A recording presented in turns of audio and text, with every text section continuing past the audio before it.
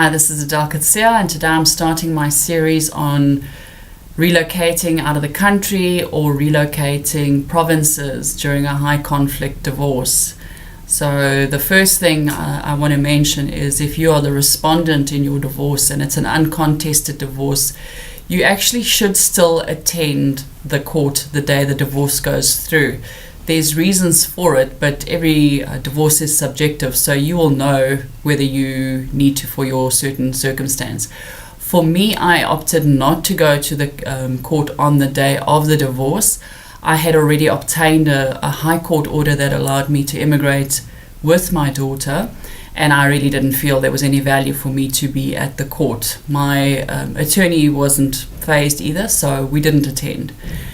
However, you know your spouse, and you think you know what they're capable of, or your former spouse, but you don't know their attorney, and you certainly don't know the integrity of that person, or certainly the lack thereof. So what happened for me in my divorce is they didn't present to the court the true facts. They didn't present the fact that I had already obtained a high court order to immigrate with my child. And so when they put through the order of divorce, they brought in a whole lot of rules that were not agreed. And one of the rules was that I could not even relocate out of the province that I lived in.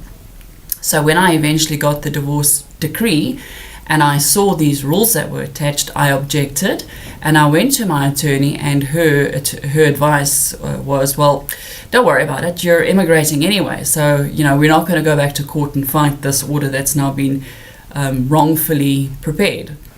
So we did address it with his attorney, and his attorney responded to say, oh, apologies, we didn't realize this is actually what had gone down and how the magistrate misunderstood things. So she sent a very long letter full of apologies, and she promised that she would go back to court and have the order corrected at her own cost. She never did that, and to this day that order was used against me.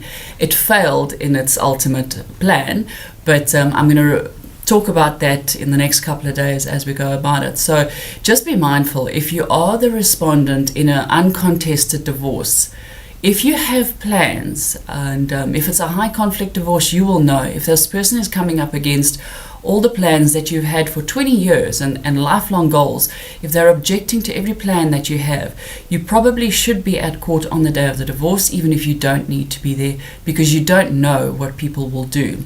And then there's just a long, protracted battle afterwards to unravel the lies that they have already spun into a decree. So be considerate of that, but I'll talk about it more tomorrow. Enjoy your day.